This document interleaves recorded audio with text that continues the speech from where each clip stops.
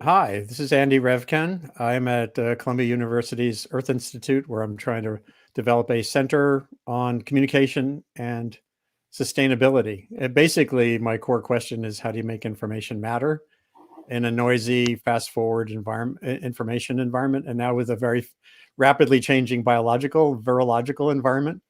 And the climate has been a focus of mine for decades. So here we are. I pulled together several people from different fields, from journalism, from academia, and from commerce, and sort of the news, media, business, to attack the question of, as we've done here a couple of times with others, on how do you tame an infodemic around this pandemic in ways that can let reality surface enough to shape wise policy and wise behavior. And it seems like, you would think that'd be sort of fairly easy, but it's not easy remotely. And that's why I'm thrilled to have this crew here.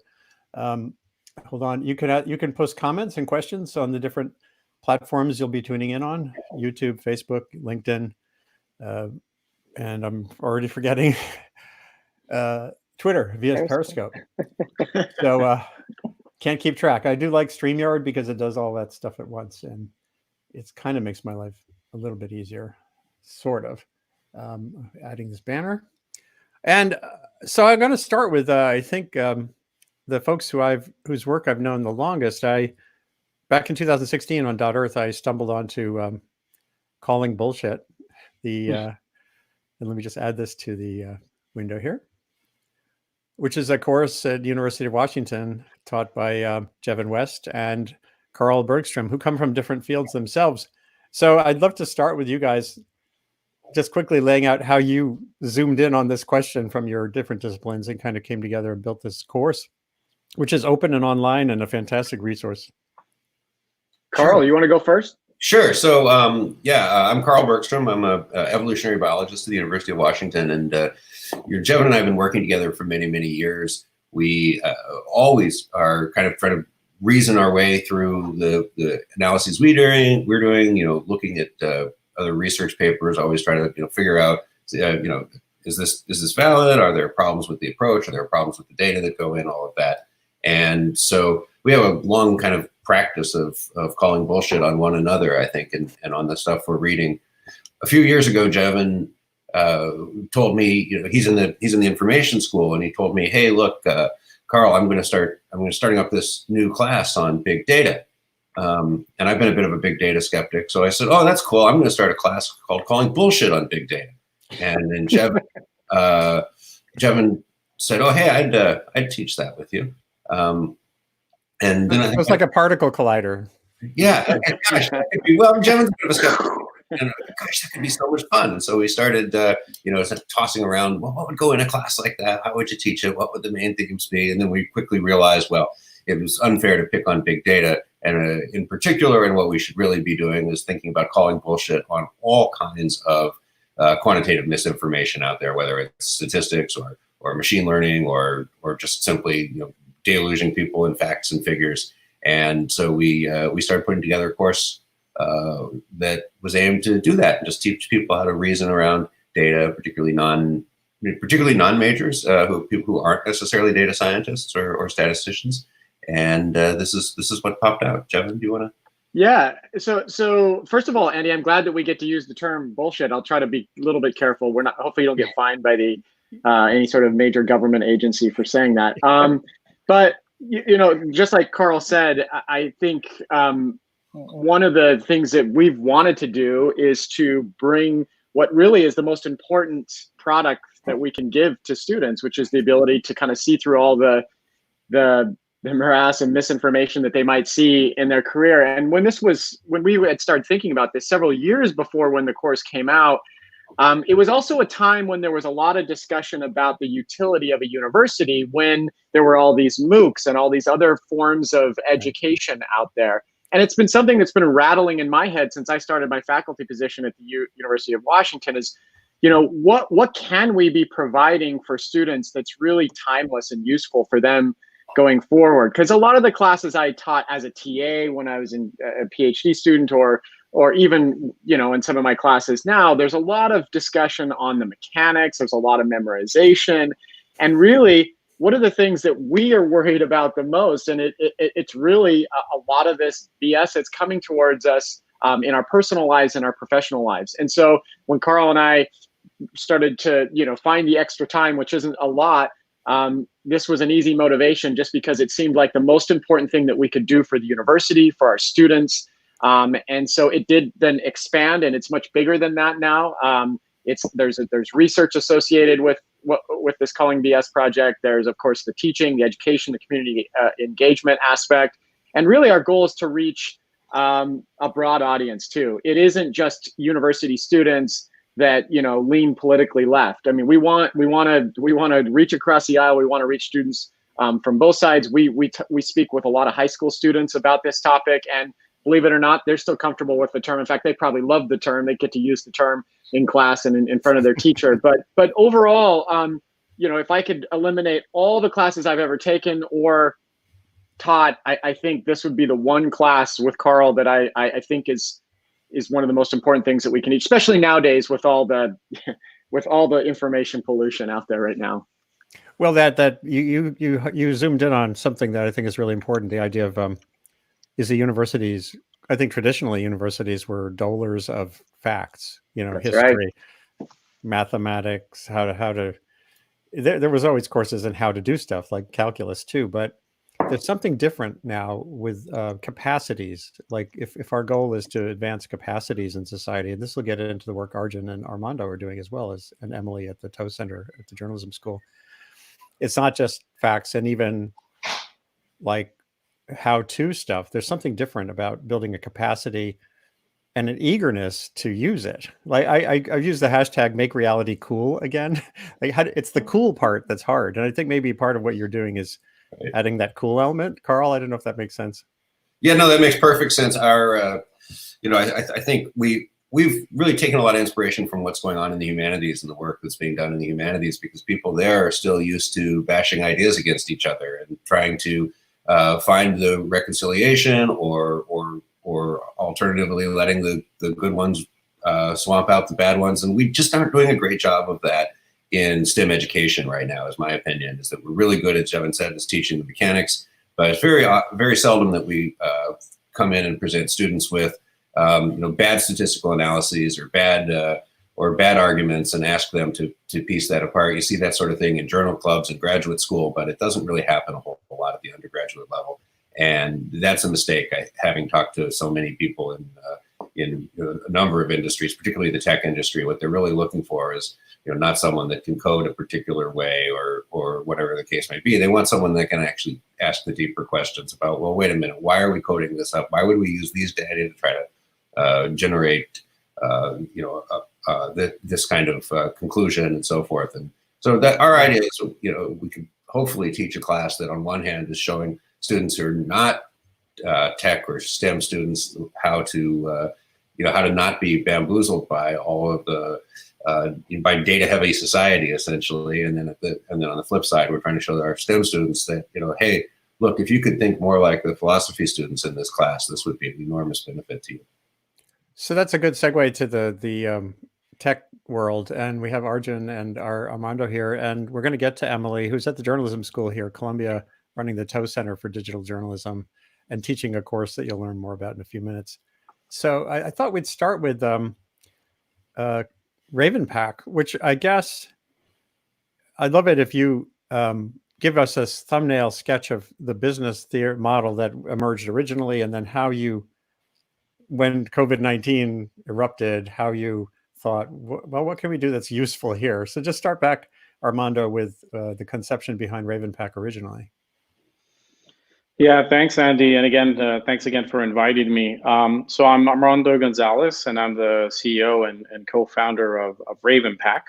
And my company has really focused on dealing with the emotional aspect of information. And while I personally would prefer to live in a world where we simply communicated in facts and figures, I think we're actually living in a world where perception is reality, and news and social media are becoming a huge part of what our reality is every day that we wake up. And so our company Ravenpack has really focused on systematically analyzing everything that is being said about business, politics, science, society, and using technologies like natural language processing or machine learning to try to make sense of it all. So it's not about analyzing a specific story or a specific article, but it's about analyzing every article that is published by sampling literally millions of stories every day and trying to come up with metrics that help us understand what all this information means. And Andy has actually loaded up one of our latest projects, which is something we call the Coronavirus News Monitor. And this was actually put together in record time. We, like most of you, I'm sure, have been working remotely from home, and I'm currently living in Spain, where we were quite confined early on. So we got the team together from our apartments or homes and said, look, what can we do to help? We're an information company. There's got to be something we can do. And the team, in about a week, literally put together this public access monitor that quantifies things like fear or panic or hype that are being expressed about the coronavirus. And we started sampling the news country by country to ultimately create these worldwide indices that put side by side information about the coronavirus and about the topics that relate to the virus in every single country. And it's been quite an interesting project to be able to do this so quickly and get it out there and ultimately try to at least make sense of what's being said and how is the media conveying this current crisis, and more importantly, how people are likely to perceive the crisis based on what they're reading. Right, and I've found, and I've been staying in touch with contacts in India and in sub-Saharan Africa, and it seems very granular. Like in one particular country, there'll be an election coming, and so you end up with the polarization and some of the rumor mongering and blame throwing that we've seen in the United States is already happening in some countries in sub-Saharan Africa. Does this get to that level? Can you sort of poke at a country yet and say, oh, well, I guess you can. Here we go. I mean, I don't know, because sometimes polarization can hide behind an average. You know what I mean? Like if the average sentiment for the U.S. is one color, that hides a lot of stuff. So can you get at that a little bit? Yeah, absolutely. So I think it's fair to say, based on our experience, that most news tends to focus on developed countries, and the United States is probably the country that gets the most media attention. So there will be some biases towards the U.S., probably followed by European countries and then China and the rest of Asia. But if there are news stories and there are multiple media outlets covering that story, regardless of whatever country it's at, it's likely to get picked up. So it is a numbers game, and it is trying to quantify based on a decent sample set what emotions, what topics are making headlines or what people are more concerned about. And you'll see even like a country such as Spain that is obviously a popular country, but it's not necessarily ranking in the top 5 in historical terms when this crisis erupted, being one of the countries that got the most cases. You could see Spain in the news about Spain, manipulating in some extent, the actual coverage you would get across the world. So there is an influence, if you may, that comes from where the story is and where journalists are more concentrated, and that has a spillover effect or a contagion effect across other outlets. And by the way, I don't want to own this conversation. So Carl and Emily, Jevin, Arjun, if you have any quick questions here before we kind of make the rounds more, that's cool too. Feel free to dive in. It's an interesting concept. Maybe I'll offer this up if this relates to Arjun as well.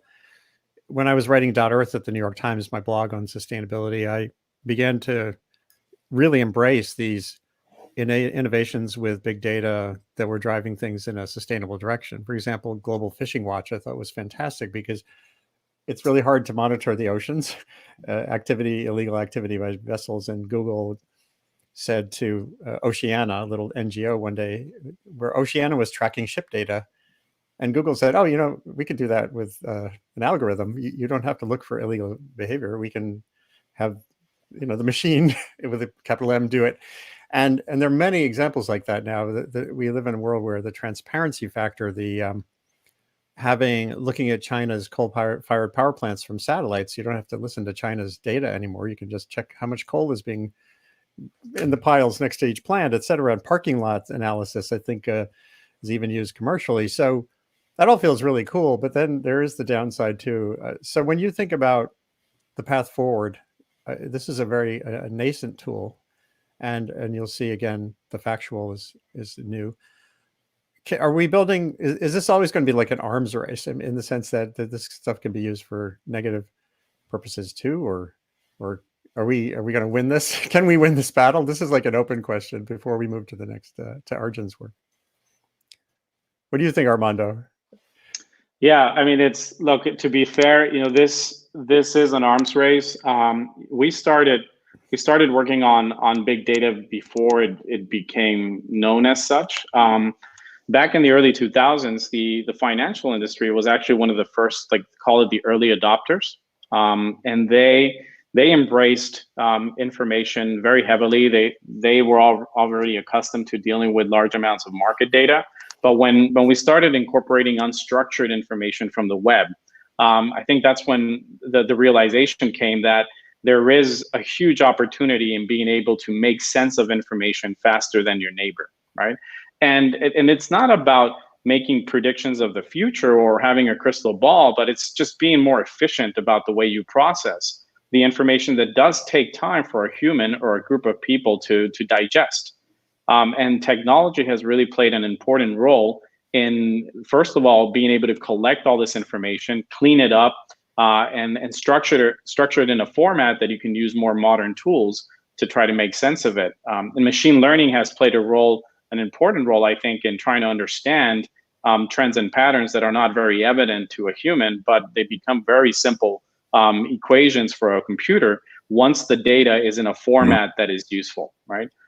So I think there are industries like the financial services sector that have an edge, and they've been able to use it to their advantage. You might say over the retail trader, over the retail consumer, the so-called quantitative investment firms have leveraged technology to their advantage. And of course, it's an arms race. So we need to continue developing the best technology, but it's also about having the best data. And whoever has access to the data is more likely to make better decisions or be able to prevent or mitigate risk more effectively than the other. And those that don't have access to data nor the tools, by consequence, will simply fall short. Yeah, really. Actually, with that in mind, I'll go to Emily next and then Arjun, if that's okay. Emily, take us to the Tow Center and your daily. Well, the course, describe the course you're also teaching right now. I think it's so interesting. So this is a new course, and I'm absolutely not prepared to share the syllabus in the way that Carl and Jevin do, simply because we're figuring it out. But it's been an exciting course called Information Warfare Reporting, which is meant to attract the attention of students and get them to sign up for some actually sort of quite nitty-gritty work on investigating the various information systems that you have to inhabit now as a journalist. So it combines both the use of things like OSINT, that's open source investigations or technologies, to examine kind of public data. You're just talking about coal-fired power plants in China, exactly sort of that kind of, understanding what's out there on social media, understanding what public data sources have, but it also combines it with some critical thinking about what are the role, regulation, and behaviors of things like the platforms. So, when you think about the arms race, which we are definitely in, around misinformation, there are superpowers in that arms race. And so, really their behavior dictates pretty much how the world works. And those superpowers are Google and Facebook, Amazon, Apple. And if you're in the business of trying to connect people with knowledge, whether it's stories as a journalist or courses as an educator or whatever it is, you have to understand the dynamics of the whole of that world now. So it's not just it's not just sort of knowing about misinformation or disinformation. It's knowing about epidemiology and disinformation. It's why Carl is the star of my WhatsApp groups, because he can express on Twitter threads that really deconstruct the misinformation in an expert way. So we teach that. What we research is this intersection of journalism and technology, and particularly the sort of the slightly ugly convergence of platforms and big data and journalism. So we introduced, when I joined from The Guardian, where I've been running the digital outlet, and I'm not a data journalist, but I introduced a lot of the data journalism to the editorial side at the Guardian, which was very much driven by our technologists. So I've always been interested in this interplay between what can engineers and journalists achieve together. So we have a dual masters in journalism and computer science. When we started it 7 or 8 years ago, people said, well, good luck. Nobody will want to employ those people. You really don't need to know that amount about computational science to get a job in journalism. You just need, to know how to use an Excel spreadsheet. Those are some of our most highly employable graduates now, right? Because they combine this point that Carl was making about, can you bring a critical lens to something, which is actually sort of, mechanistic. So sort of we and really that's driven a lot of an expansion of data and how it's taught in the schools. So we now have a data journalism degree as well. And our research is really kind of looking at this. You have to frame something as misinformation now to get it funded, because everyone's very excited about it. But it is really about how do you try and design better systems, and how do you kind of try and design or try and train journalists to work within those systems in a way which actually helps them kind of optimize good reporting and that good reporting finding a home. So Facebook hate us because I don't know, they hate us, they're actually kind of like, but we spend a lot of time examining exactly how they're interfering in the kind of or supporting journalism. And what some of their design decisions actually mean in terms of who gets to read the stories, what's promoted, why design decisions like shareability have actually been sort of chronically bad for journalism. Shareability is a metric of commercial success. Right. So that's what we get up to at the journalism school. But of course, we're always downstream. We're downstream from the tech industry and from the experts like Carl and Jevin. So we're always learning. Journalism, if you like, is the kind of the end of that chain. But we want to kind of close the gap, I think, a little bit between some of that work and actually what journalists in the field can do, and how they report those stories and how they show their sources and how they understand how to interrogate different sources like data, technology, etc. Right. And that's a good transition again to Arjun, and then we can open this up for a more general discussion. There was also a really good question that came in from Steve Miller a few minutes ago that I'll bring back onto the screen. So Arjun Moorthy, how did you get into this arena of news analysis and real-time kind of offering a filter so people don't have to maybe do we all not necessarily have to go to calling bullshit class if we have an entity we can go to that kind of does some of that work for us? Yeah. So I think the honest truth, if you ask most startup people how they got into their job, it was extreme naivety with a touch of arrogance. I mean, it's kind of crazy to do this. And 3 or 4 years ago, my co-founder and I were just talking about ideas, and both of us are news geeks. We love reading the news. Like, most of our conversations are centered around something we read. And what we found is that it was increasingly hard to have a good conversation. We were debating whether the article was valid, and if we were seeing a biased or slanted view, and did it have the right information. And it was like, this is really terrible. And the industry itself was struggling right around 2016, 2017. So like any two stupid engineers, we thought, well, let's just apply technology. I'm sure we can fix that.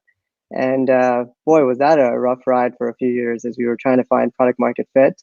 But now we have, and amazingly, it's actually a really simple idea, which is there's a lot of amazing journalism today in the world. I know journalism gets pooped on all the time, but at least we do this analysis every day. We analyze 10,000 articles a day using our technology. There's rich, deep, very, very good reporting. It's just really hard to find. Right. It's lost in a morass of a whole pile of mediocre junk. And funnily enough, I was reading your syllabus, Carl and Jevin, yesterday, and you guys have something about this. Actually, you linked to something in PolitiFact.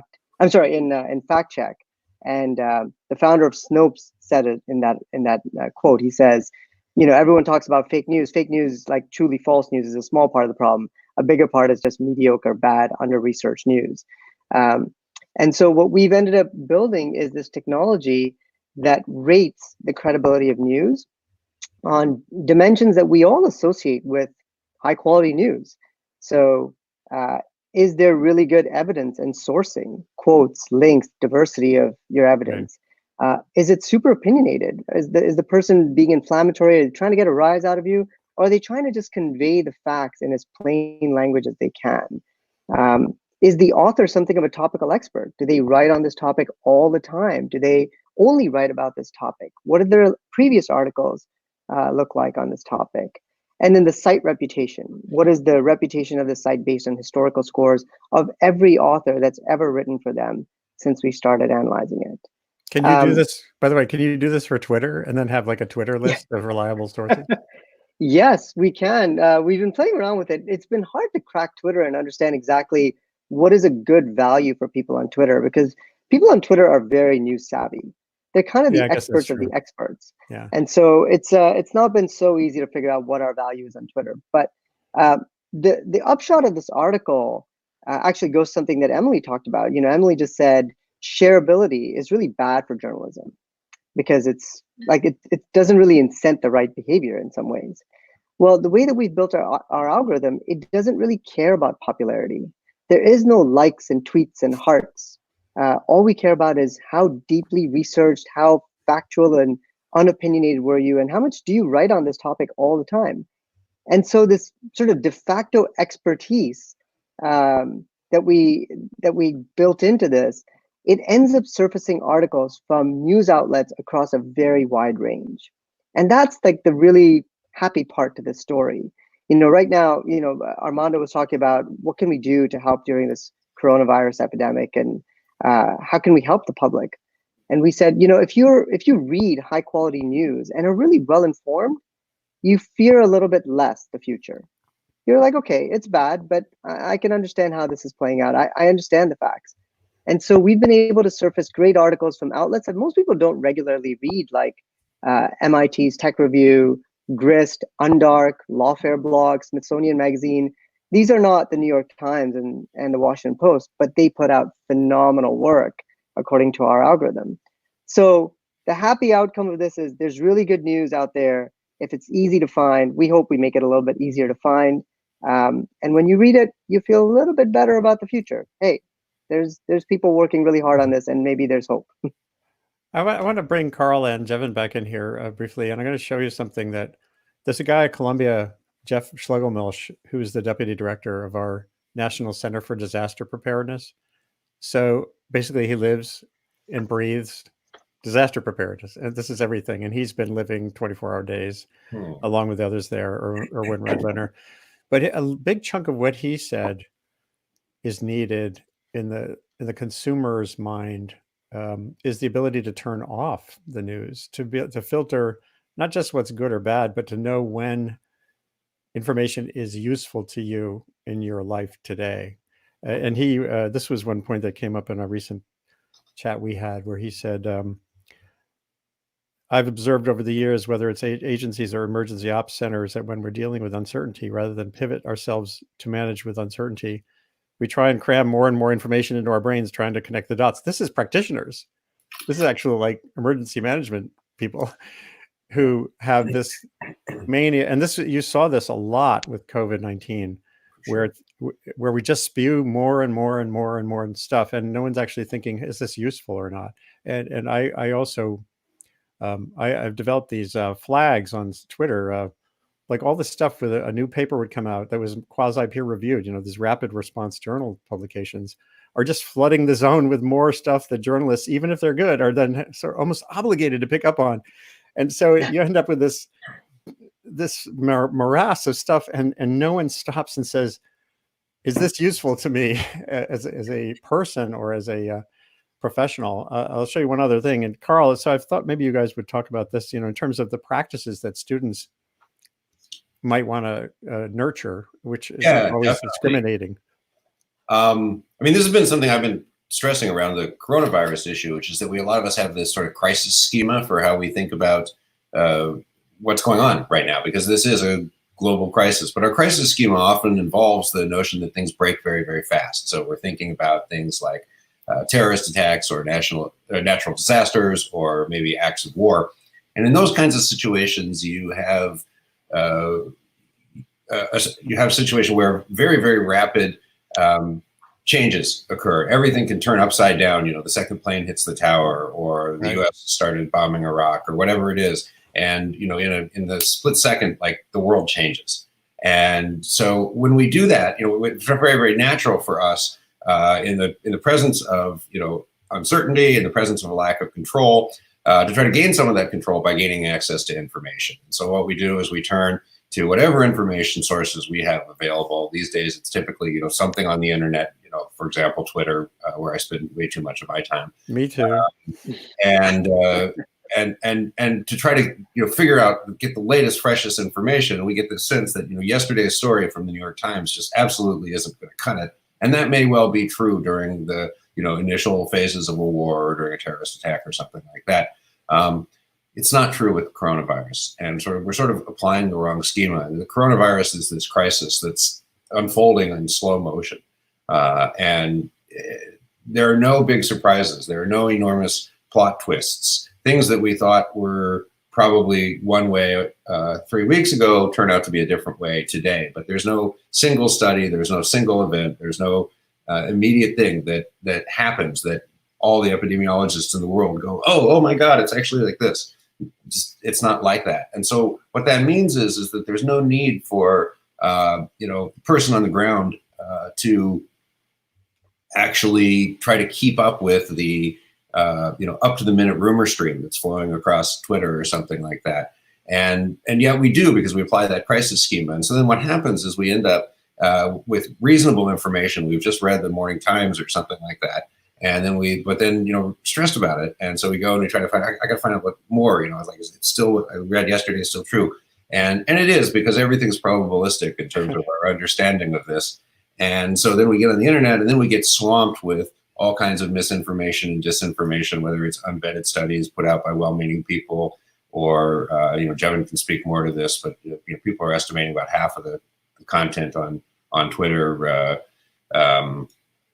around coronavirus is can be attributed to very, very broadly construed bots, and so we get pulled into that stuff. And so, you know, in the search for better information to keep ourselves safe and know what's going on, we end up degrading the quality of our information dramatically. And so I've been encouraging people, you know, who are not working on this professionally, especially, to slow down, set a time of day when you look at this stuff.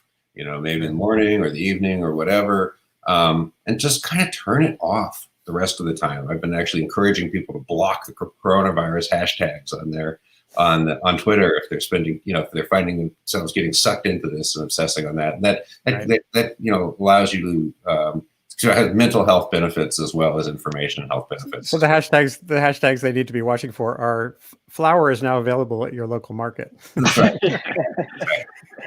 So Andy, I think it's a really important point. I'm glad you brought it up. I think we should be talking about it more. I mean, I think there's two big things here. One, we don't have unlimited mental acuity energy. I think just like anything, if we spend too much time, pouring more and more into the information that's in front of us, we're not going to be able to ascertain whether the recent article on the archive is worthy of its claims.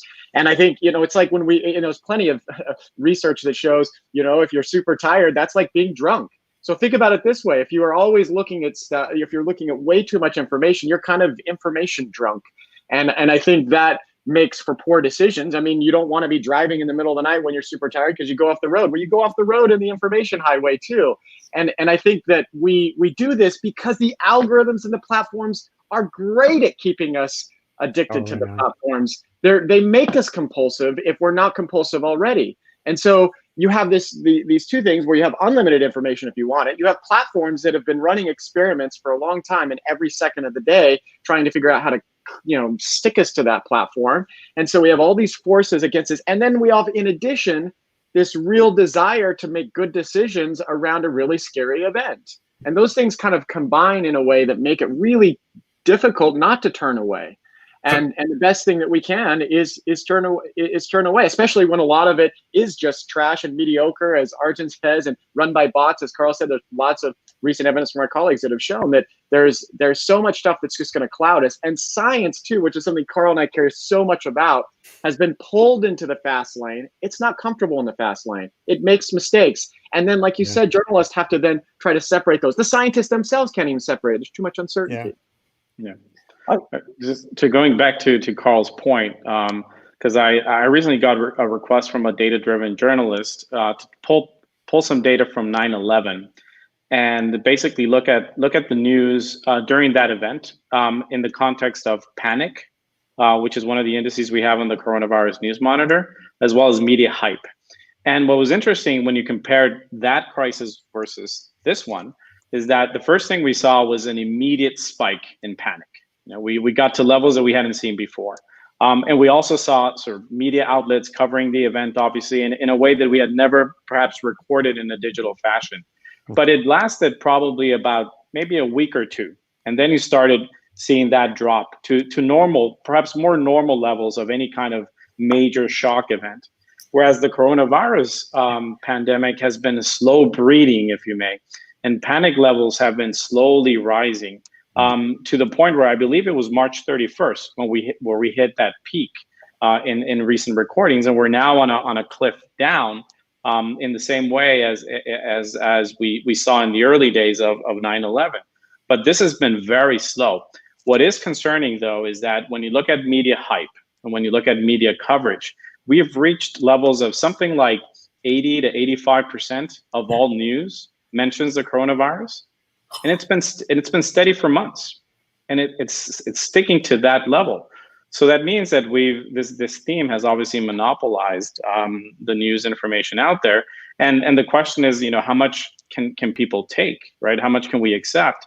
And I don't think that the information has the same impact as it did before. I think most people are being driven perhaps more by their own cognitive biases than by what the algorithms are actually pushing in front of us. So there's a lot of other factors that are playing a role in the way we're perceiving that information. And when, again, everything is about the same theme and the variants are so small, I think we're going to reach a point where this infodemic becomes more of a chaotic scenario rather than a predictable one. Yeah, or maybe we're there already. Emily, you had a yeah. I was just going to respond to that a tiny bit, which is I think a lot of that is right. I was actually editing on the Guardian's website on 9/11 and very familiar with the traffic patterns, which actually did have a totally transformative effect forever on the news industry, because it was a single moment. First of all, Google News was created as a result of it, but secondly, it just opened up, if you like, a realization. It was a sort of a moment where you could see that people's desire to have not just multifaceted ways into stories, but also that, news is not just communication of information. It's a social, it's a kind of social practice as well, that people really wanted to kind of discuss this and what it meant, and et cetera, et cetera. So I'd be I'd be surprised if coronavirus has the long-term effect on that. I think the short-term effect on attention is absolutely right, that it is all of the stories, because it's very rare that we actually get a story which both affects, sort of everybody very, very personally, but also has these big sort of geopolitical kind of forces underneath it. But the news cycle is now really driven by people's attention rather than the other way round. So when we talk about media hype, often in newsrooms, people are responding in real time to that ticking needle on their Chartbeat dashboard, which says this story is getting higher engagement and higher attention. And it's something we've looked at a lot, which is, kind of, as an editor, what you should really be doing is thinking, maybe kind of we shouldn't just be stoking that story. Maybe there are other things that people need to focus on or switch off or step back from. It's very hard in the way that newsrooms are now incentivized to actually do that. It's actually very difficult to kind of switch off the machine. But as the advertising industry has now completely disappeared, and when it comes back, it will be totally owned by Google and Facebook, there might be an opportunity for us with, technologies like Arjun and Armando's to think about these things in a slightly different way. But I think that, kind of it's a very interesting question about, do these big events essentially change our relationship with news and information and our behavior and how we interact with them? And can I ask you something that Jevin and I thought about a little bit, and I'm sure it's like really your bread and butter. My sense is that the structure of the way that the news is presented has really changed the content that's out there and the way it's sold. And so the idea was, 20 years ago, when you were consuming news, you were basically choosing to engage in this long-term relationship with a media source. I'm going to subscribe to the Times. I'm going to subscribe to the Post, the Wall Street Journal, whatever it is. Once I do that, now I get it in physical or digital form. The stories within there aren't really competing with each other. The stories are it's a full-on composite of information. Whereas now, when I'm on the internet, of course, we've got all these stories that are competing head to head across outlets. Mm-hmm. And so now anything you try to put out some reasoned analysis, and you're competing with 7 cats that look like Disney princesses. And so how are you gonna do that in this world? Is this Well, there's always been an element of that. The dirty secret of quality newspapers like The Guardian, where I worked for many years and I'm still involved, and New York Times, is that the crossword is way more popular than your foreign news coverage. The 7 cats that look like Miley Cyrus have always existed in some form in the press. And I think that the format gives us this idea that people used to read more widely. That's not actually true. If you're familiar with readership data, I used to edit a business section, and it shocked my editor when he said, but nobody reads the business section. And I said, well, as many people read the business section actually as read the sports section. And the numbers for both were quite low. So I think that, actually kind of, it's never quite been as the format would suggest. And in fact, studies tend to suggest that people read much more widely now because of the multiplicity of sources.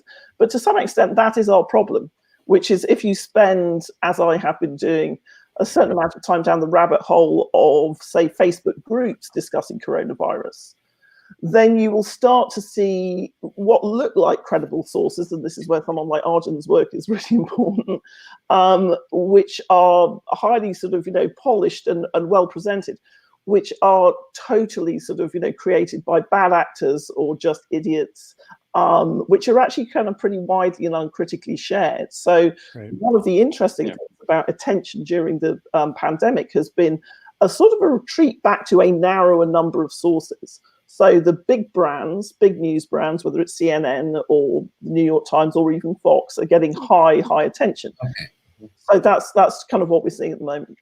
Yeah, I think it's also worth mentioning, how easy it is nowadays to create, fake stories, right? And we have technologies like natural language generation, where you're able to take some basic factors, some data, and then it turns it into something that reads like something a human being would have written, right? And we encounter literally hundreds of these sites that are designed to spread, especially in finance, right? They spread either fake news about companies or fake news about specific sectors or markets in a velocity which is quite difficult to keep up. We end up scraping them, and it needs a human at some point to find out that, hey, this is one of those sites, right?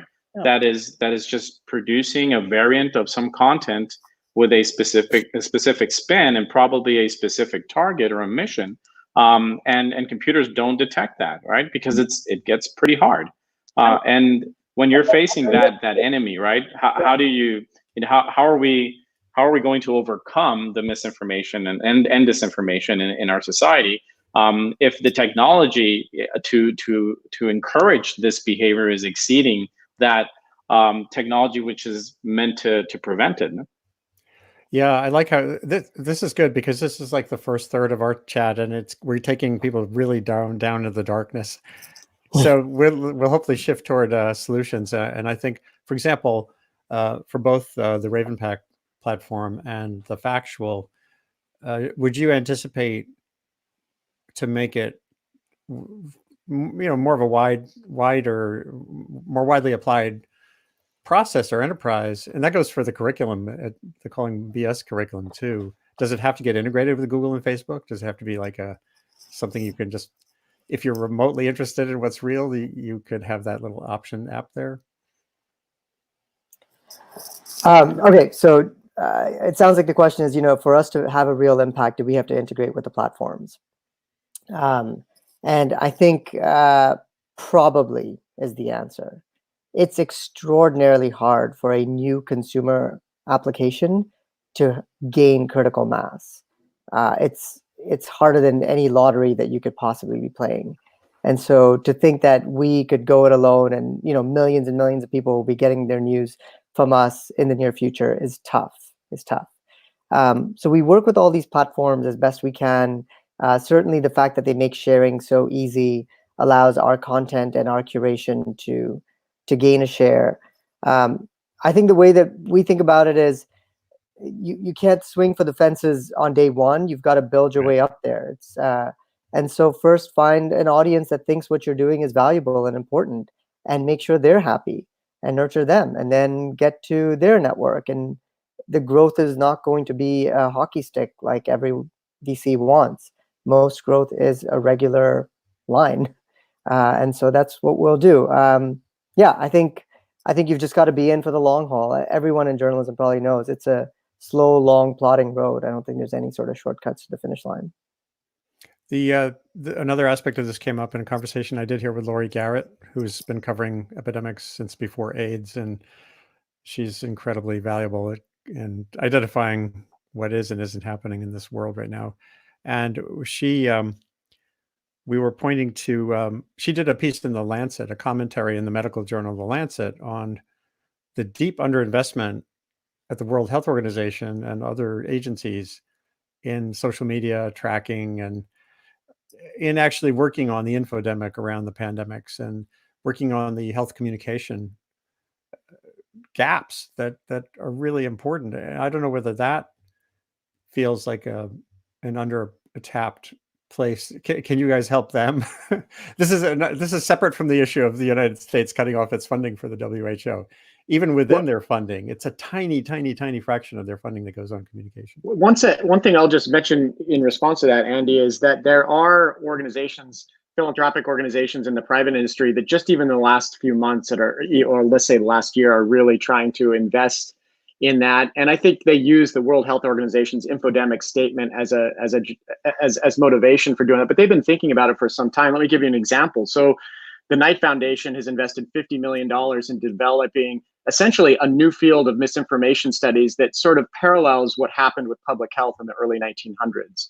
So there was a time when we didn't have public health departments at universities, and now it just seems crazy that you would ever have a world without these departments and faculty and researchers working on that very problem. And so we kind of see, we as a community see a parallel with information that we need to have on campuses and in think tanks and in other places, working with journalists, working with librarians, working with government leaders, industry, et cetera, that are focused on sort of information quality, just like health quality. And so there is this kind of movement going on. There's a bunch of centers they've invested in. We're one of them at the University of Washington, but there's also private individuals that are now shifting their focus on this. So people like Brad Smith at Microsoft, who are now focusing a whole bunch of effort, or at least have made statements that they're going to at the, you know, at the $100 million probably investment level, around local journalism. And so, and they're not, he's not the only one. There's lots and lots. I'm just giving a couple examples. Yeah. But I think the point is that that we need to be investing more at, you know, a societal level, but certainly at these places like the World Health Organization. I would hope they have recognized the importance of the information aspect of the problem. And Armando, from your standpoint, the commercial end of things, is there some little bit of everyone in your field that can peel off a little bit of themselves, at least the highly profitable parts? I don't know where you are in your maturity as a company yet, but is what you've done here a microcosm of what could happen much more? I think so. I mean, we had to make a choice early on, and we decided to target like professional markets, where essentially the Googles and the Facebooks of the world are not competing in, and trying to solve problems that require technology and large amounts of data. That, of course, has funded the development of this technology. It's taken over 20 years to get it to the point where it's at today, and without that, it wouldn't exist. But it's also been the reason and the foundation for why, you know, we're able to, create a public access coronavirus news monitor in a couple of weeks, right? And getting people to use it, and it's a free service, and it curates from probably the best content we can find out there that isn't behind a paywall. So yeah, I think that, you know, especially when we're in confinement, right, and we're in our rooms thinking about what we can do. I believe that in a positive tone, this crisis will yield many new ideas and probably new business models, and we'll put other values at the forefront of our decision making rather than purely monetary ones, right? And especially now, a lot of companies are not even able to generate any revenue. They're not able to generate a profit for sure, but the fact that you need to reinvent yourself in order to survive, I think will yield a positive outcome. And I do look forward to more companies embracing this crisis as an opportunity to make a difference. And I'm going to turn it back to the academics here, and I think both UW and Columbia have been involved in this already. But what's the role of universities to go beyond teaching concepts to applying them directly? I was so interested. I just gave a sustainability lecture remotely at Johns Hopkins University a week and a half ago. And I thought I would pop in initially and find out also who created their Johns Hopkins, their map, the COVID map. And it turned out that was a spontaneous thing that grew out of their applied engineering group just in January. 2 people there who are shown here in tweets that they did. Had the idea overnight, and they launched it in a beta way, and now it's gotten 1 billion hits. It gets like a unimaginable number of hits every day, and it was something that spontaneously emerged from capacities that are sitting on campus. So universities have a lot of firepower, a lot of brain power. Are we doing enough? Maybe Jevin and yeah, I mean, I'm so glad that you brought this up because it's something I feel especially passionate about. As Carl and I and other colleagues started to think about this center on campus, it was very much about the public engagement, the community engagement, for several reasons. One, this issue of misinformation is not one in which we're going to make any progress by writing academic papers, going to conferences, and talking to each other. We're not going to make progress. And in fact, we might as well not even do it if we don't sort of really commit to engaging with the public. The other thing is there is this general sentiment and negative sentiment within the population in the US and actually around the world, but very much in the US, that's been shown through Pew and Gallup polls, et cetera, about some negative sentiment around universities, not universally across the political spectrum, but it doesn't matter whether it's universal or not. I mean, the fact that the political right is becoming more distrustful of universities to me is one of the most depressing of all kind of stats out there right now. That and sort of some declines in science confidence too. So universities have to engage. And one of the things that I really appreciate being at the University of Washington is that we are a public university with a president who is committed to that community engagement. In our mission when we created the center, and also, you know, in the kind of mission of our own university, we're embedded in these local communities in the state of Washington, and we're meant to sort of, as a university, serve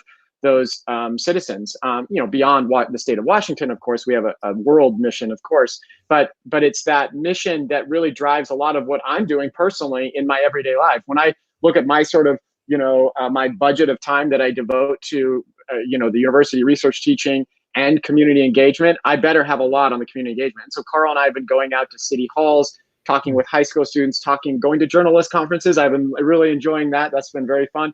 So it's really about the public mission. And I think we have to do it now to sort of stop this trend of universities not being viewed as a positive thing in society. That to me needs to change. And of course, the other reality there is students are getting a lot more skeptical about the utility of universities as well. Yeah. So if we don't keep them engaged and feeling useful and like they're getting practical knowledge as well as basic knowledge. And I have to point out that it was UW also that came, the health group there came out with this model that's proved to be continually referenced way to track everything from hospital bed capacity to death counts and the like, and project forward. For better or for worse, Andy? Yeah. Well, is that you mean? Oh, you mean in terms of how it's been interpreted? Yeah. Oh, and just the but let's talk about that. You know, unintended consequences. Today. Talk about the unintended consequences part. Well, I think this is a problem with any model, but when you have models that are designed to do one particular thing, you know, in the IHME case, for example, predict peak hospital capacity, and then they start to get leverage to do other things, for example, explain what's going to happen on the downslope. You open up a lot of problems. And if you look at the IHME model, you know, I don't want to go on my usual rant about this, but you look at the IHME model, it's predicting a very rapid downslope that's symmetric with the upslope. And that's because of the assumptions that are baked into the model. It's the curve fitting function that's used there is forced to do that.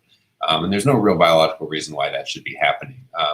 And so as a result, you get this very weird thing where if you pull that back up, you get the declining, you get this cone of uncertainty that does something you'll never see with a hurricane, which is it becomes narrower as time goes forward instead of expanding out as time goes forward. And so it gives you this impression that, boy, things are going to fall off, and then we're going to have we're going to be down to next to no cases. I guess you can't see in that picture, but that's sort of June-ish, like mid-June-ish, down to no cases. Anyway, that makes it easy to make a case that, hey, look, everything's improving, and we can lift the lockdown, and if you actually fit, you could also fit a straight line through the actual data there, and it looks like things are just taking off. So lots of complications around how we interpret and use models and what we do with them in the political arena. And by the way, that goes way beyond coronavirus models. Climate models have been used and abused continually. And this gets to one of the other issues that we haven't talked about yet, was how do you convey uncertainty?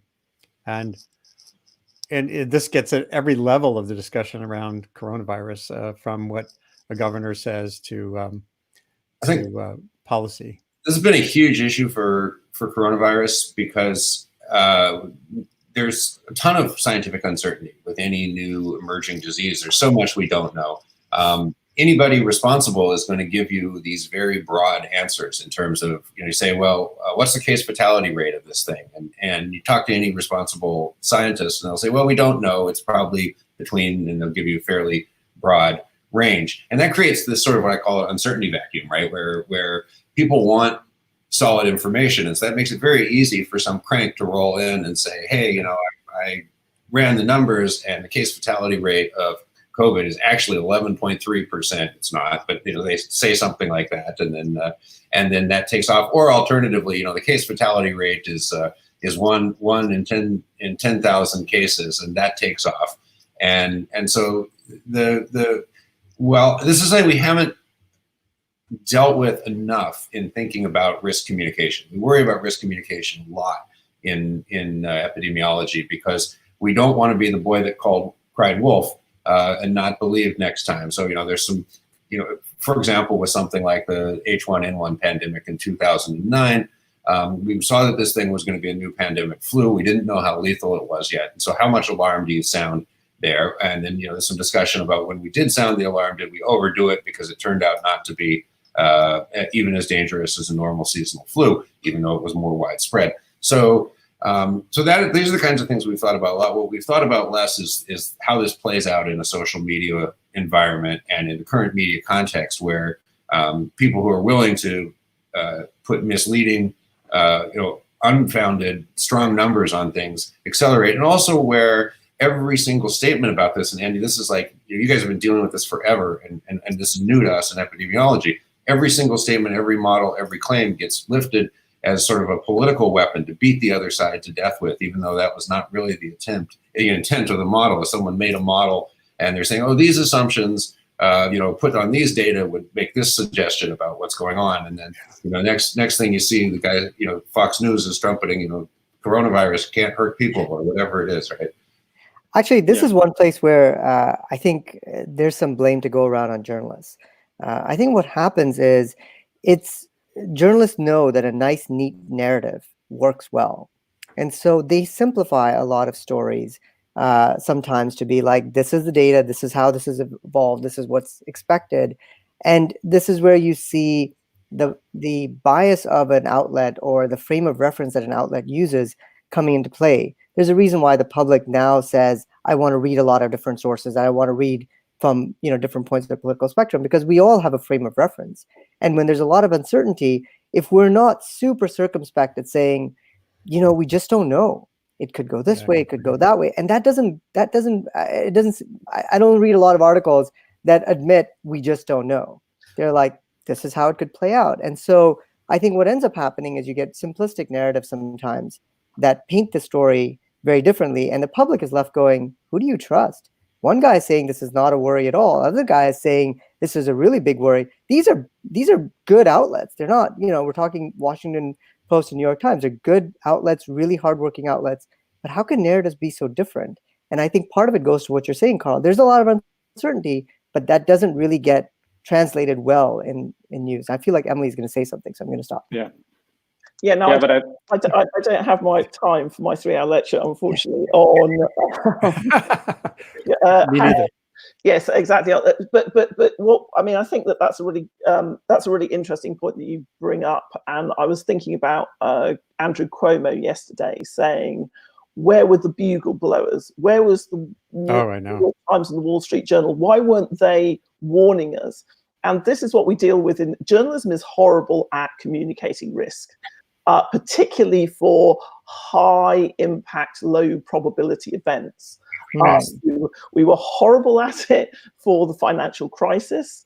We were horrible at it for 9/11. I sat in news meetings with our foreign editor saying for months, talking about a guy in a cave in Afghanistan, and everybody sort of tuned out. So I think it's that point about getting that right is hard. And yes, you're absolutely right that the press has played a not always totally creditable role. But the press is also sort of a product and a mirror of society. And when we're starting to think about how we do things differently, you won't get a different outcome from your press or your social media platforms or your universities until you can agree that you want a system to work in a particular way and start to forge values around that. And I think that, kind of technology plays a huge part in that right now. Education plays the biggest part in that right now. But more than that, just people getting paid and getting their healthcare paid. So when we're talking about fixing the misinformation environment, we did a survey of local journalism in New York City, one of the richest cities in the world. Almost no metropolitan hospital reporters operating in the city at all. It was just a total desert of coverage. Upstate, newspapers have closed in all of these small towns. Right. So if we want information in those communities, and particularly we want this applied world, which which Jevin was describing, which sounds very inspiring, from the University of Washington, we are going to have to start again with our media, with our funding, with our social systems, and with our education. Sorry, Andy, this is not the solution you wanted. Oh, no. But kind of, I think that we sometimes talk about misinformation, and it's an easy problem to talk about. The much harder problems are actually the ones that will ultimately make the difference. Yeah, there's one other layer here I want to bring in as we circle towards solutions, and I do think there are solutions. And it's do we need an app for at the grander scale? I want to show you something that I tweeted that goes back to a theme that's been here twice now since I've been doing this thing, and it's that this goes way beyond journalism. I've talked to several senior intelligence officials, including Rod Schoonover, who wrote one of the national security strategy documents that foresaw this pandemic several years ago. He's the one who quit the National Security Council when Trump tried to stifle his climate testimony. And he described this phenomenon that they have even at the level of strategic analysis for government decisions, as he said, we had this nailed, this pandemic, but it ended up on page 21 of our, the global threats analysis, because, you have all these biases. They're not just in the press. They're not just in individuals. They're not just, they're embedded in all of our institutions all the way up the chain. And that's why, yes, it was just today. Was it today or yesterday? Is today the 28th? Or is today like 29? A friend of mine keeps calling it March 55th. so Cuomo, here's Nassim Taleb, Mr. Black Swan, dinging Cuomo for not reading his book and, essentially realizing this was a big deal a month earlier. And what I said, I think strategic risk community has some ownership, given the normal, predictable nature of political community, hyperbolic discounting of this type of risk. And I talk about this page 21 effect as just one manifestation of that.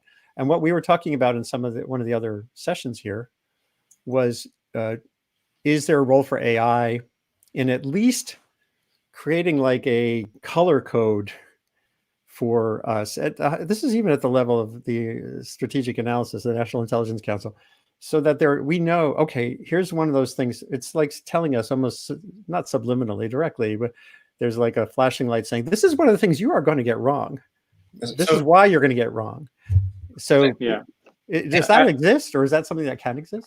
I don't think it's about AI. I mean, I think it's about the data. I mean, we need to ask ourselves, like, where is all this uncertainty in our models coming from?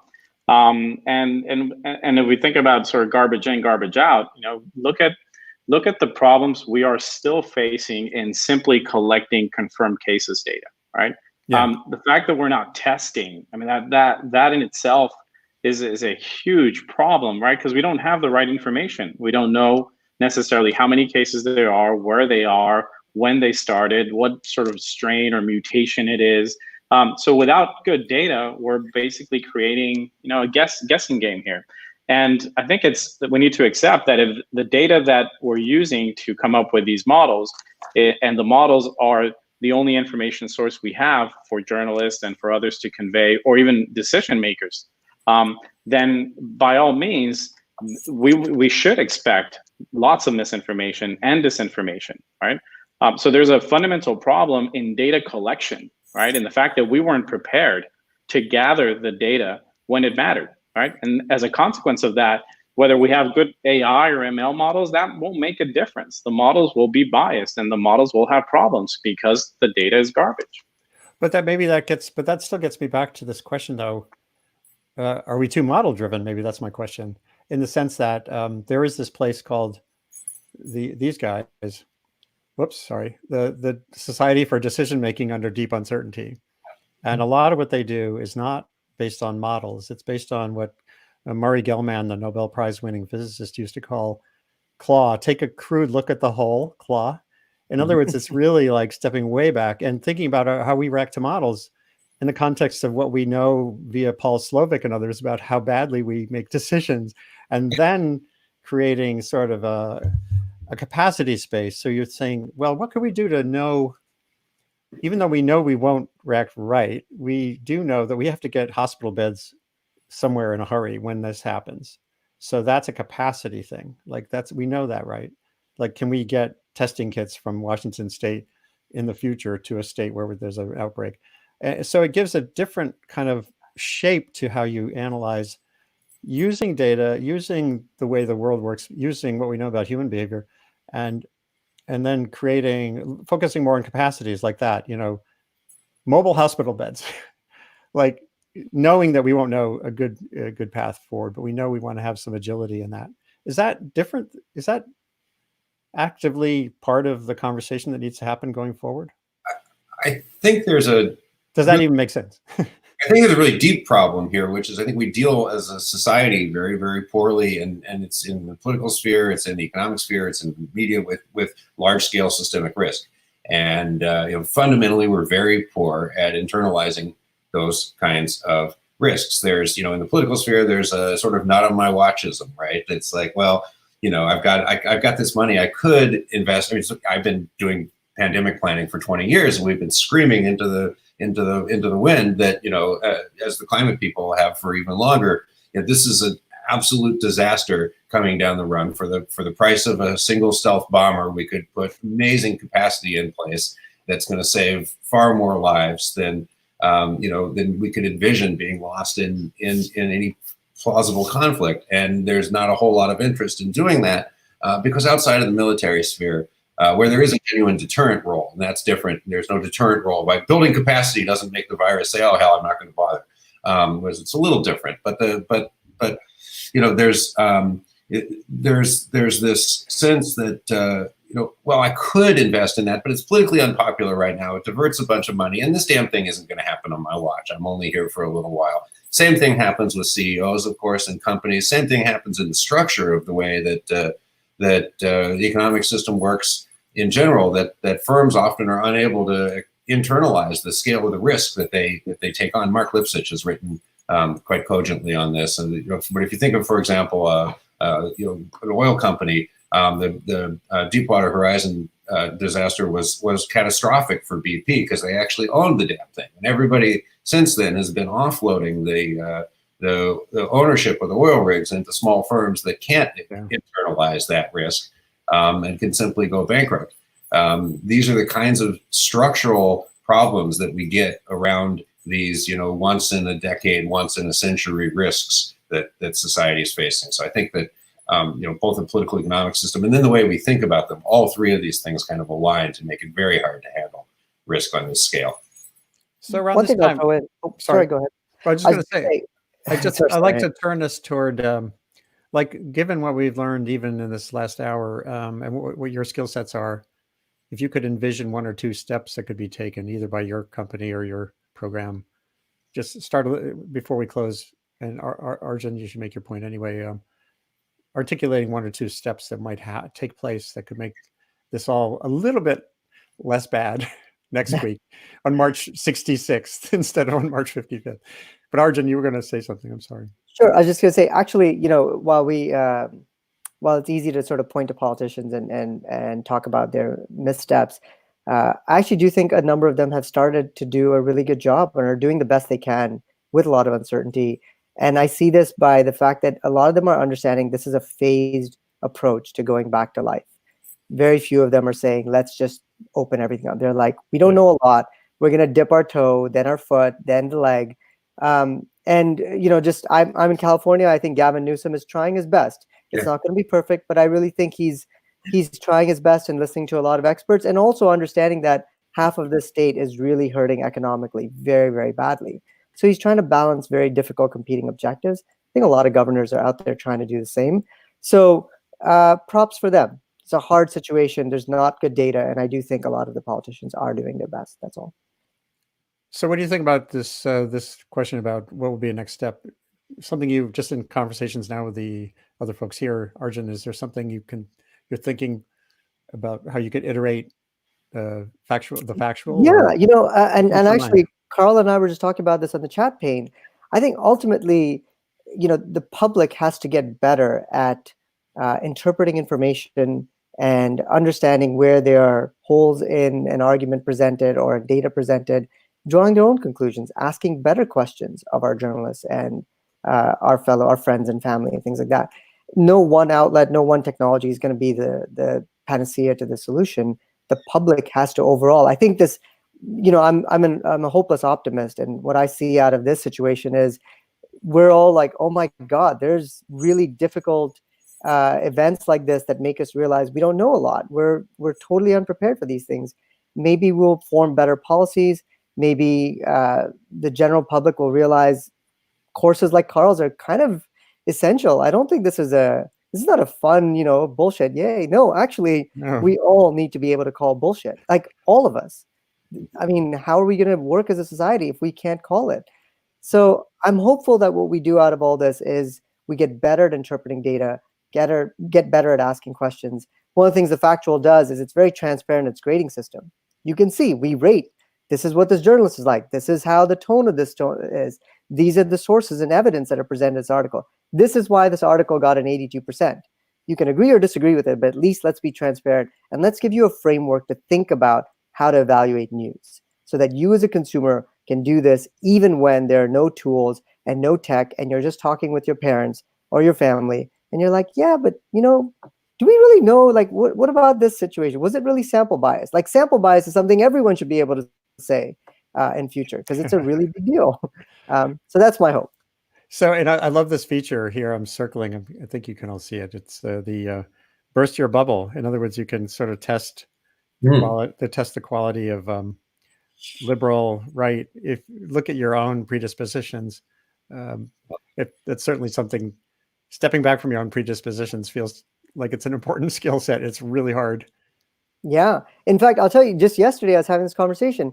I think if you look at left-leaning outlets and right-leaning outlets on coronavirus, you will often see two different narratives. The left's narrative is generally, this is a really bad situation and it's going to get worse. You don't know how bad it's going to get. And the right's is, this may not be as bad as we all think. And the economic hardship that we are inflicting on the population is underestimated. That's going to be worse. We really need to start finding ways to resume. And the truth is both sides could be true and have validity. In fact, Emily, you tweeted this out yesterday, Kathy O'Neill, Math Babe. She says how little we know, how much the data is suspect. It's such a good short write-up. And it makes you realize that I understand why each of these outlets could pose this argument that we don't know the economic hardship or we don't know how bad the pandemic is going to be from a health standpoint, because the data could go either way. And that's where I think we as a public have to be like, yep, okay, these are scenarios. Let's figure out how do we advance slowly and dip our toe going forward. I think that's really important. Is there, we're only talking at the college level here mostly. Well, Carl, one of you mentioned high school interest, but this seems to go even further down the chain in the way we teach.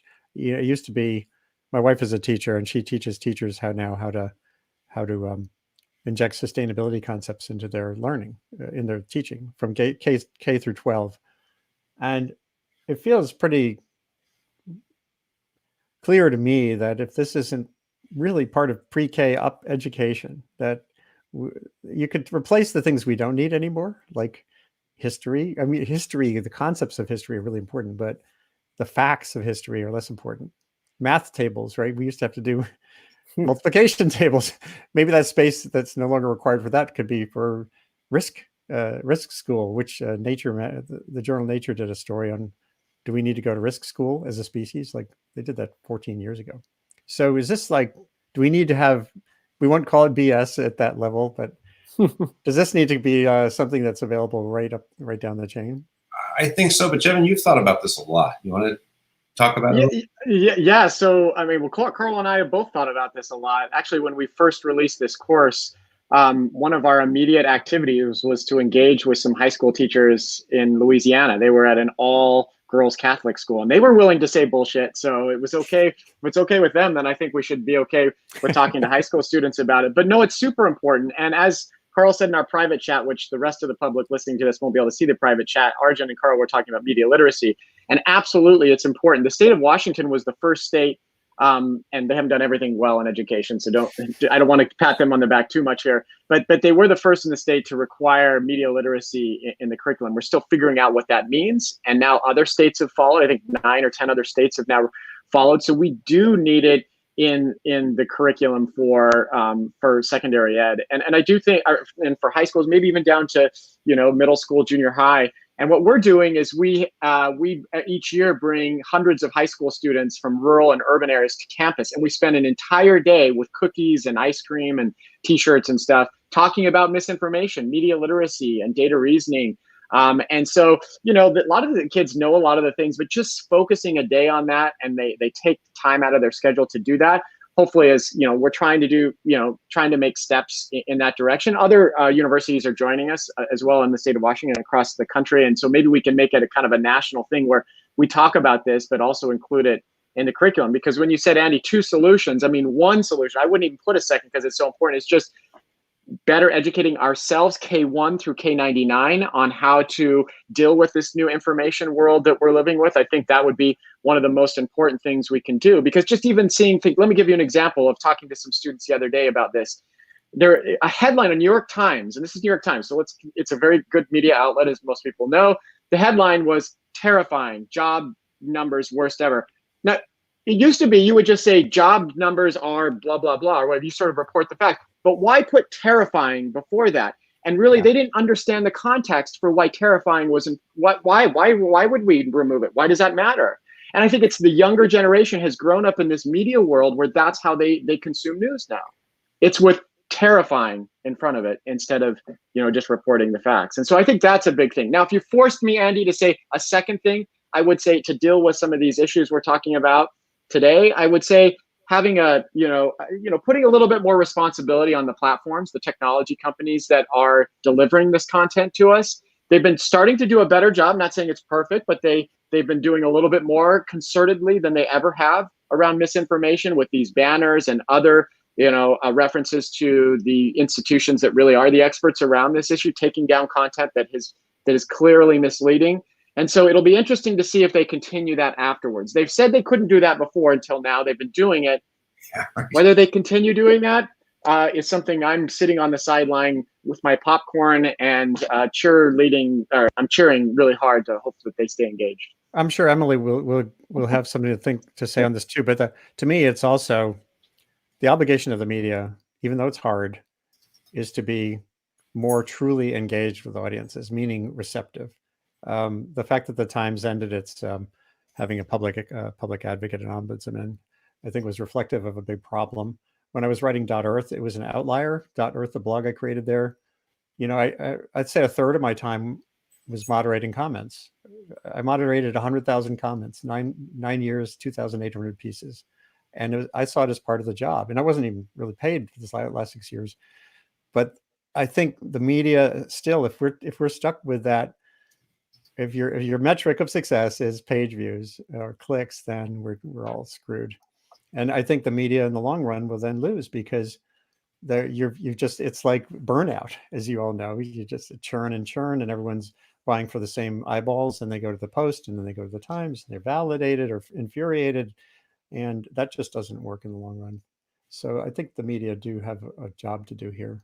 Emily, we have a few more minutes, so each of you can give a little bit of a vision. That would be great. Yeah, sure. Well, at the end of this, we're going to have almost no journalists working in local newsrooms in America. So we have a chance to start all over again. And I think you start really with regulation and investment. The fact that the media environment is totally unregulated and it's now controlled by the platforms is unsustainable. And I think you need investment in a new type of public information, education, media system, whatever you want to call it. It's what Paul Starr would call a constitutive moment. And then I think that, this availability of data, we know so little that the work on which we base decisions about how we inform people is really very flimsy, and in disinformation and misinformation studies. And this is why it's great that we have people like Carl and Jevin doing the work at University of Washington. We want to do more of it at Columbia. is that we just don't have very good data on which to base kind of outcomes and behavior and media effects, etc. It's poorly understood, and we have almost no access to the data where all of that interaction is happening, which is within the big platforms. So I think that those are kind of big steps, and then there are small steps as well, which is I know academics say we need more research, and then I do think that closing the gap between the applied and we've gone into it the other way, which is we've gone from being a totally applied school to adding more research, and particularly sort of computational data science research to what we do. I think there's a lot of promise in that convergence, but we're going to need the money. There is no money in journalism anymore, and if you want a field which is which is the media, and is not just the platforms who are now in control of the media, then we are really going to have to change something very fundamental about regulation and investment. So a last thought from each of you? Sure, I'll go real quick. Mine's pretty short. One thing that the public, everyone on this panel has even talked about, that we can all agree on, is that there's too much news and it's overwhelming and it's exhausting, and we need to find ways to step away from it. And so a slight pitch, but I would say sign up for a good newsletter. I think countless people have found out that a good daily email newsletter that gives you the important headlines, ideally is giving you a bunch of perspectives from outlets you don't normally frequent, that expand your range of thinking, expand your perspectives on key issues. That'll help you get on top of the news, feel a little bit more confident, and also not feel exhausted and drained by the end of the day. So if it's factual or anyone else, there are countless other good newsletters as well. Do it and preserve some of your sanity. And Carl? To bring in one thing I haven't mentioned yet, I do think, as we talk about the tech, as the role of tech companies and the role of regulation, I think it becomes extremely important for people to have individual users and readers to have the ability to curate their own content. And the platforms make this harder and harder over time. So every 2 days, Facebook or Twitter tells me, hey, I know you've been asking to see the posts that come to you in order, but we know better, and we're going to put you back into the into our curated mode. People need to be able to design the structure of their information streams. There's no particular reason why the tech companies should be allowed to force us to take what their algorithms think are useful instead of what we want. It would be like the librarians forcing you to check out certain books and not the ones. Some of us have bad memories of this from when we were like 6. That book's not appropriate for your age. Not to pick on librarians, but anyway, I mean, I feel like that's kind of a world we're in. In terms of regulation, this is one of the things we need for a functioning democracy. People have to have access to good information, and they have to have the ability to control their own information streams. And so for me, that's an obvious starting point when we think about what to do with the tech industry and the way they're reshaping our access to information. Thank you, everybody. I actually am teaching a class right now, so I'm gonna duck out. But this was fine. Thanks to all of you, and we'll catch up again soon. But hopefully we can revisit. We can come back and see how we're all doing in a month or two. Wonderful. Thank you. Thanks again. Great to have you here. And so, Jevin, are you teaching the same class? Actually, I teach in about an hour. So okay. Carl's lucky. He's teaching he totally flipped his class. He usually teaches a class on evolutionary medicine. He's taught it to COVID-19, and the students, I think, are loving it. I teach a research class based on COVID misinformation. So there's plenty of content. There's no lack of content there. I would just end with one thing that's out of my area of expertise. And that's in journalism. I'm just I'm a consumer of journalism. I look to Emily as clearly the expert on this, but it's something that worries me like it worries so many people. So if I get to put one last word in, it's to wave that magic wand and figure out how to resurrect local journalism. And I know that's been said so many times, but I want it said so many times. I want it just like landing in everyone's ears so hard they can't take it anymore. They say, fine, I'm going to fund local journalism. Let's get back to funding that. I think that would be one of the most important things that we can do. I agree. Armando, last thought. Yeah, I mean, I think we need to accept that it's not just about professional journalism anymore. There's also the citizen journalist and the new generation that is embracing this duty to inform about what's happening in their surroundings, perhaps a little bit too much in some cases, but nonetheless, they are incentivized to get information out there and hopefully the truth. So I think we're gonna face a world where there's gonna be even more information than we have now, and there's gonna be more journalists, uncensored journalists, and we will have to embrace big data. We'll have to embrace technology that helps us try to make sense of it and understand what's truly being said, what are the real topics that are driving the conversation, who are the real actors that are spearheading movements, and understand truly in a more scientific way, right? And using data, using analysis to make sense of the news. Because if you subscribe to a single newsletter or one that you like, again, it's going to feed to the things that you tend to like, and it again feeds into your own biases. Right. And we need to build more, try at least build more objective ways of thinking about journalism and thinking about news. I'm with you all the way on this. Well, thank you all for being part of this experiment called Sustain What. I'm going to show you one of my solutions. I mentioned this a while ago when I was, if journalists would just post little simple warning flags.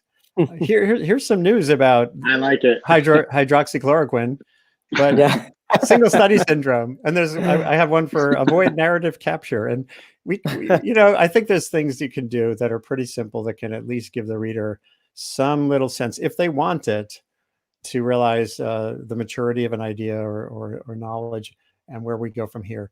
I'm going to conclude with a little boilerplate that I always read. And I just want to thank you again for being part of this. And I hope we can do it again. On Friday, I'm going to be talking with Laurie Garrett again, Friday at noon, and with Bob Bazell, who was the NBC health correspondent forever, a couple other people about lessons from the AIDS era for the COVID-19 era. And on Sunday, as always, we're doing the morning ritual on this webcast is to go to music and poetry on Sundays. So we kick back from hard solutions. And it's Pete Seeger's 101st birthday. He passed away some years ago. He was a good friend of mine here in the Hudson Valley. And we're devoting our music session to Pete Seeger, 10:30 a.m. till 1:30, a 3-hour marathon of Pete Seeger celebration. So Sustain What is a global online conversation identifying solutions to the complicated, shape-shifting, and epic challenges of humanity's great acceleration. A prime focus is making sense of and getting the most out of the planet's fast-forward information environment, the only part of the Earth system changing faster than the actual environment. This webcast is produced as part of my work building a center at Columbia University's Earth Institute on communication and sustainability. For the time being, these sessions will be focused on mitigating the unfolding societal disruption and devastation from the COVID-19 pandemic, but we'll dip into other subjects and solutions when the time is right. Thank you for being here. And as always, I want to acknowledge briefly the sacrifice and struggles of those who are all around us, from shelf stockers at your market to farmers to first responders and caregivers. We're taking care of the vulnerable and the elderly, and all of us in one way or the other. So thank you for being part of it. And thank you for being here, viewers. Take care. Thanks. Bye. Thank you.